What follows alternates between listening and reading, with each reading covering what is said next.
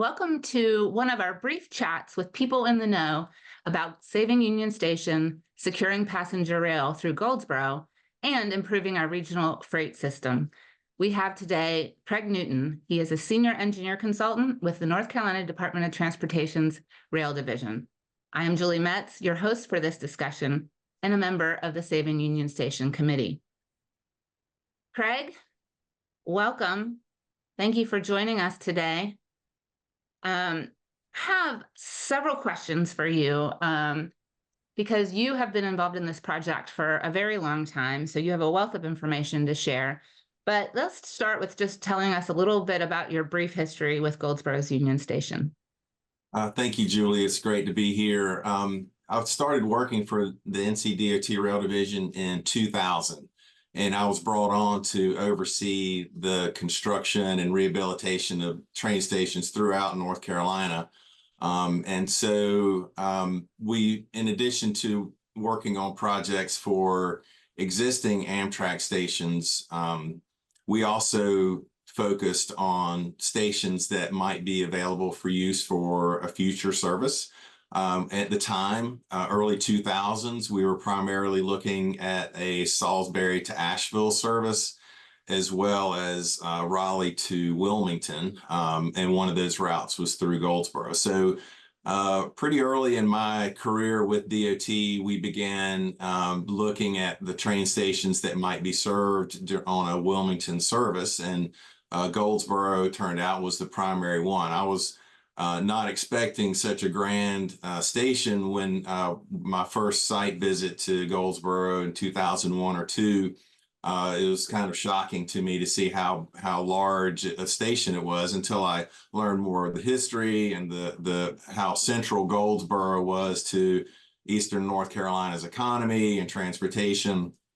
And then I became a believer in the magnitude of a rehab project in Goldsboro, because I could compare it to other stations that we had fixed, say Rocky Mount and Wilson, Fayetteville, just on down the line. And they each had such a positive impact on the community once we were able to finish the project. So that was my introduction to the Goldsboro station. I hadn't known there was one until early 2000s, but did a deep dive into the history, ancient history and recent history, and have been so glad to have been part of the project so far.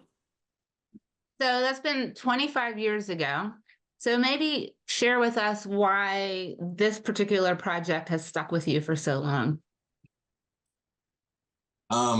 I think your persistence and others locally who have just really kept this station, this building, and a Wilmington service in the forefront. It's hard to ignore. I mean, as much as I personally want to advance the project, I report to others, and the others have been convinced by you and others locally that it's an important project. It'll serve a lot of benefits, not just in transportation, but economically. So we've just been continued to be motivated by, the progress from Center Street, from Walnut Street, and all landscaping, the bus transfer facility. All of that serves to keep hammering home the importance of the station. And there's a lot of believers in Raleigh and elsewhere now that are behind the project.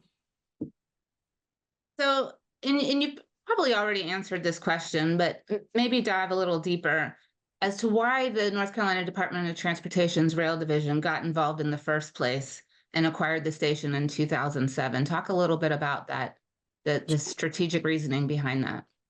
I can't quote NCDOT's mission statement, but a big part of it is just improving transportation generally for everybody in the state.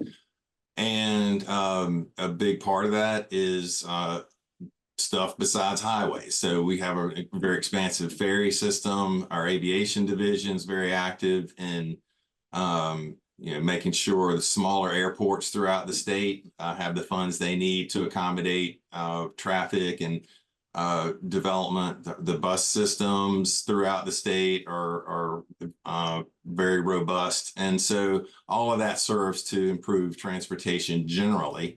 And so the rail division is always looking towards how many more trains can we add? How many more routes can we add?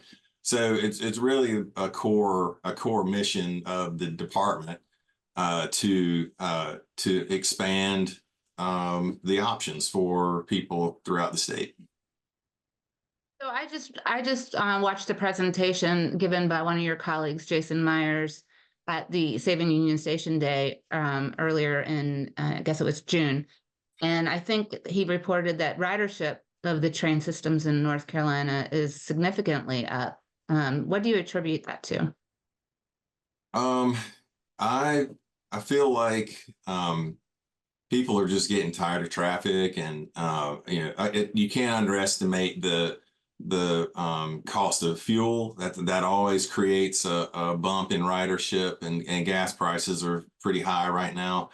Um, I think more and more people are just discovering train service and telling their friends, and they're telling their friends. It just seems like uh, the reliability of the service has improved because of federal funding that we received in the early 2010s to add tracks, separate crossings, realign tracks so trains could go faster and more reliably. So it's not perfect by any means, but it's a lot better than it was. And so I think some of the people that were reluctant to take a train because either they weren't sure it's going to get there on time, or maybe it wasn't the right frequency in the day, they were going to have to leave too early, or they'd get home too late, and that kind of thing. So we're starting to add more trains, and they're more reliable.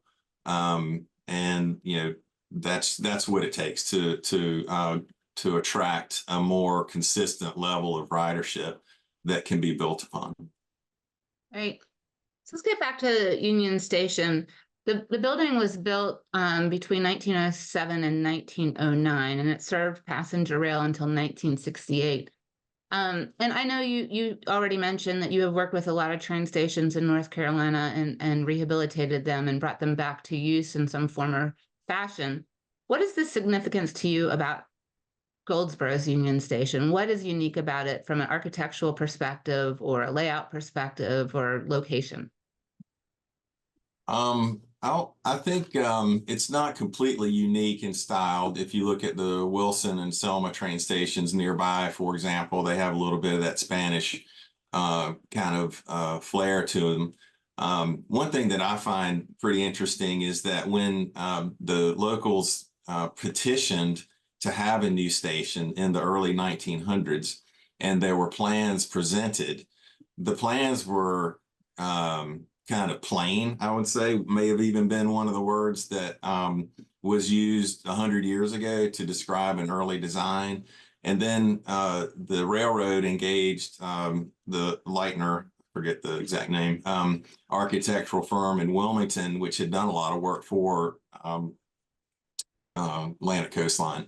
And they responded to the local, I guess, outcry that they deserve something more grand. And so it started with, I mean, it's interesting that 120 years ago, the locals were even then advocating for something grander than was going to otherwise be built. And I appreciate that. And I feel like, somehow or another that has carried forward all these years to, the city of Goldsboro not wanting to accept anything less than what they deserve, and what they deserve is this station to be put back to use. Awesome.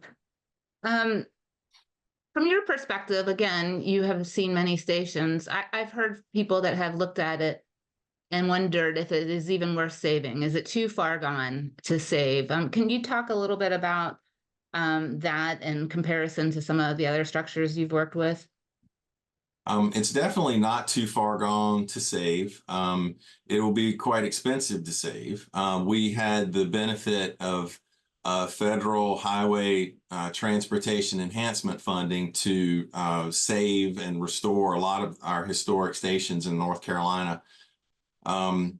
And, these federal programs, part of their intent was for local communities to have resources to restore important, significant transportation facilities that would otherwise be demolished or demolished by neglect. And so when we make those, we have the federal funding or other outside funding available to for a project to succeed, we can see the economic benefit that ripples out from the central project.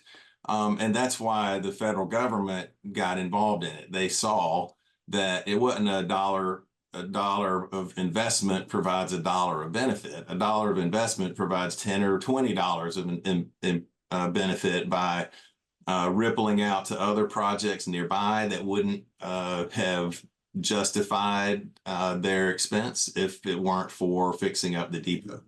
So it's definitely a huge economic component to justifying spending government dollars on a single facility, but when you see the ripple effect, it's more justified. So another question that I get asked quite often when people see the building is, can we just simply make changes to it at our whim when we're working through the rehabilitation or stabilization of it? Or is there some kind of oversight that we have to respect in the process of doing that? Can you talk a little bit about that? Yeah, the Bible for Historic Restoration was written for the U.S. Department of Parks. It's the U.S. Parks Department. Secretary of the Interior created guidelines that are used throughout the country, which they specifically apply to projects that have federal funding. And as such, the North Carolina State Historic Preservation Officer is responsible for assuring that projects in North Carolina comply with those guidelines. And they're not so strict as some people may, assume, because they recognize that you're trying to save what's most historic about a facility, but you're also trying to adapt it to modern use. And so, we've seen there's pretty much latitude within the interpreting of what walls can be moved, or new windows, or closing windows, or whatever, that especially if it's an improvement that can be undone. Like, if someday in 100 years somebody came along and said, I want to put the Goldsboro Union Station back exactly as it was, you want the changes that you make to it to be reversible. But that's just a different way to look at it. I think for the city, it's more a matter of honoring the most essential aspects of the architectural features, and making changes as needed, as you can justify. The SHPO wants to see a rationale for making those changes, but if you have a logical reason for doing it, which essentially is making the building viable for current modern use, then they're pretty flexible in how they accommodate that. Great. So if passenger rail does come back, I should say when it comes back, will the building be used 100% for the passenger rail service, or are there other opportunities for its use? There definitely are other opportunities. Someday, we hope the ridership in Goldsboro will be so massive that you need a much bigger facility for it. And we would like for that to occur, but we can accommodate, I think, what the initial service will require in one wing or the other of the building, or even a separate, smaller building on the same property could accommodate as well. But it's the key for the city's commitment to the state is that when passenger service is reinitiated through Goldsboro, that there will be a station on this property. And so we're working with the city to make that happen. But as we get closer, we'll finish the planning that is underway with the corridor ID project, and get a better handle on where stations will be. Then we'll work with other communities in addition to Goldsboro as to where that will be and how big, and proximity to the railroad and all that. So there's a lot of station planning that's got to occur in addition to what happens in Goldsboro. But back to your original question, if the initial project is to make the entire building available for public use or whatever redevelopment use, and then we start trains and we don't want to displace that use, it'd be simple enough to build another facility nearby, probably similar architecture, just like the bus facility implemented. But the city has very wide latitude in how it approaches a redevelopment of the station and accommodating future waiting room. So essentially, it could have multiple uses and multiple benefits to our community. Yes. That's great. So what was the intent behind NCDOT, the Federal Transit Administration, and the Federal Highway Administration's financial support to date as it relates to the construction of the GWTA bus station at the Union Station site? You talk a little bit about that and the vision that we had and how Union Station served as the catalyst for something bigger. So when we first began looking at Goldsboro as a stop on the Wilmington service, the city had gone through a pretty extensive master planning process, and that looked at, I think it was to accommodate conventions or large gatherings or within Goldsboro, basically to host tourism and visitation. And so it was an impressive plan that incorporated that whole sector of the west side of downtown, including this property. And I think that kind of opened our eyes to what it might be to expand the central business district more to the west to accommodate more things and more places to go and places for visitors to visit when they came to Goldsboro. And so when we started looking at it holistically as what we call a multimodal transportation center, we look at all the modes except for ferries and planes, but buses, bicycles, trains, commuter trains, light rail, such as you have in Charlotte, and a place where all of that can converge, so that if you are on a bike and want to catch a bus, you can park your bike in a safe place and get on the bus or the train. So that again, it's back to NCDOT's mission, which is to provide as much connectivity between those modes of transportation as possible and try to make it seamless. So that was the vision, and we had federal funding support from a multitude of divisions to help create and relocate the GWTA station there to create a seamless multimodal transportation facility. And now I think GWTA not only provides rural demand response service within the county and beyond, as well as a fixed urban route system, but it also supports Amtrak with a bus service. Is that to Rocky Mount or to Wilson? That's a good point. Goldsboro now has an Amtrak 3-letter ID like airports have, as GBO. Several years ago, Amtrak realized that they could create more ridership on their passenger trains that go through Wilson by having a bus service. They call it Thruway Bus from Morehead City through Jacksonville to Wilson, and from Wilmington through Goldsboro to Wilson. And those buses connect with this Amtrak's Palmetto service, which runs from Savannah to New York.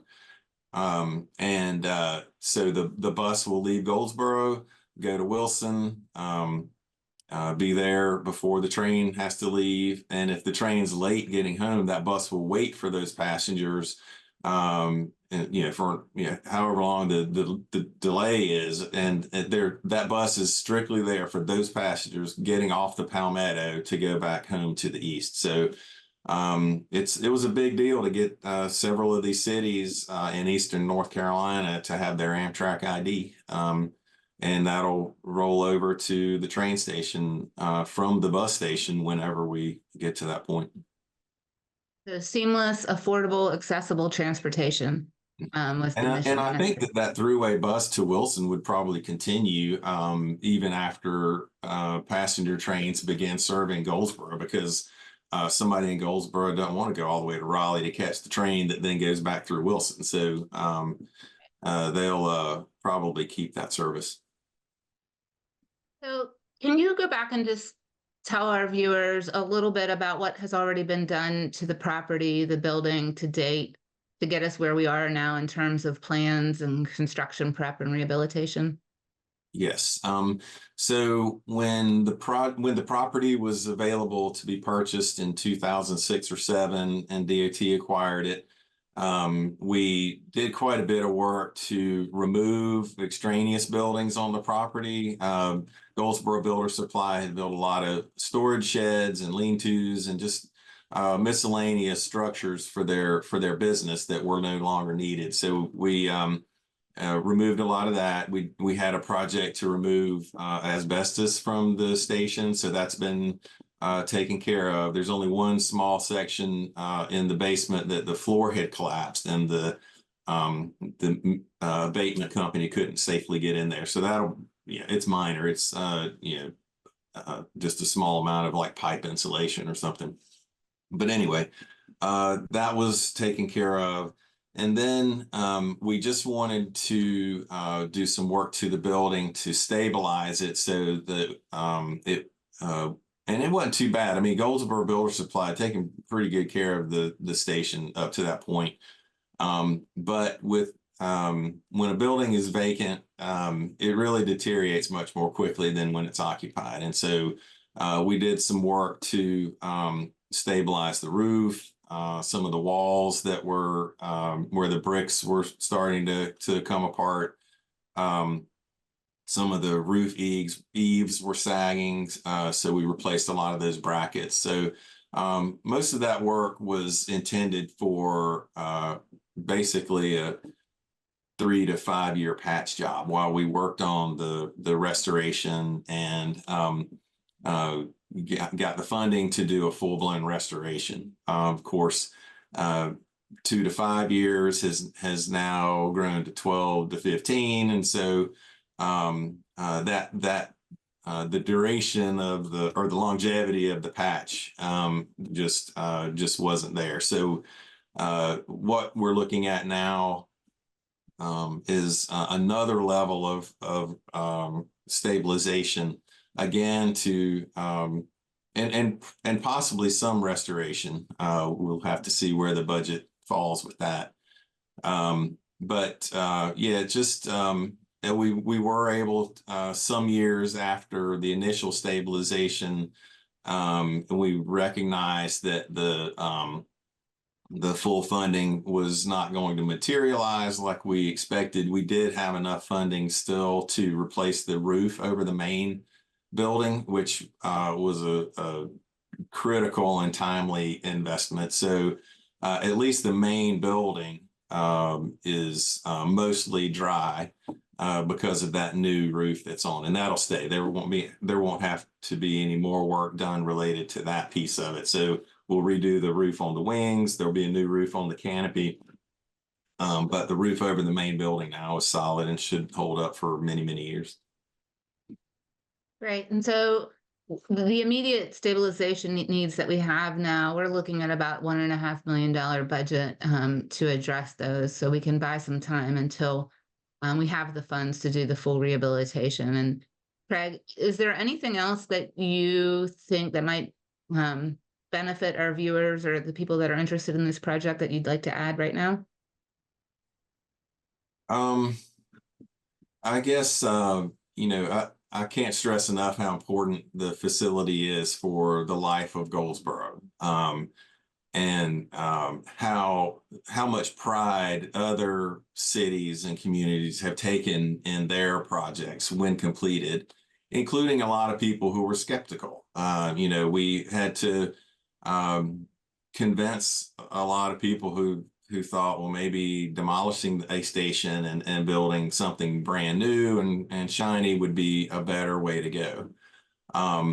Very few of those people, when done, were still of that opinion. I think there's a wide acceptance of the investment and the uniqueness of walking into a 120-year-old building that's been well cared for versus a brand new building.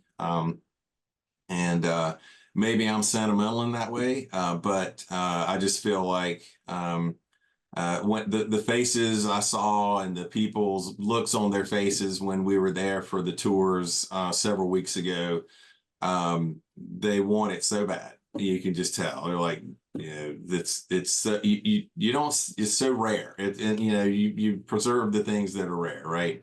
If they weren't rare, then why bother? But this is such a unique facility for Goldsboro, for Eastern North Carolina, for North Carolina, for the Southeast. I mean, it'll be a really amazing showpiece when we finish. Well, Craig, I can't thank you enough. I've worked with you for 24 years on this project, and you've been invaluable, continually motivating us. And just want to thank you so much for your time today, and to the North Carolina Department of Transportation's Rail Division. They've been a great partner in this project and helping Goldsboro throughout it all. So thank you, and we look forward to working with you to save Union Station in the near future. Thank you, Julie. It's been an honor to be involved in the project, and I appreciate my role with NCDOT, being able to support however we can. Thanks, Craig. Also, I just want to share with everybody that the Saving Union Station Committee has secured commitments from the City of Goldsboro and the County of Wayne to contribute $375,000 each to the immediate stabilization needs of Union Station, but only if the SUS committee can raise an additional $750,000. So we need your help. An additional benefit to this grassroots effort, we believe anyway, is that if it will help us secure and prioritize funding of the North Carolina Southeastern Passenger Rail Route through Goldsboro by the Federal Rail Administration and the state. So please consider giving. This QR code right here on the screen will take you to our Saving Union Station GoFundMe page. Any amount is helpful and will be greatly appreciated. If checks are more your style, please make them out to the Downtown Goldsboro Development Corporation, or DGDC for short. And note in the memo section of the check, SUS. Just put SUS for Saving Union Station, and we'll make sure it's directly attributed to our effort there. Checks can be mailed to the address shown on the slide. Also, if you're interested in just learning more about this effort, please scan the QR code on the screen now, and it will take you to our website where additional information about these projects is available. Thank you for your interest, and look for more chats coming soon.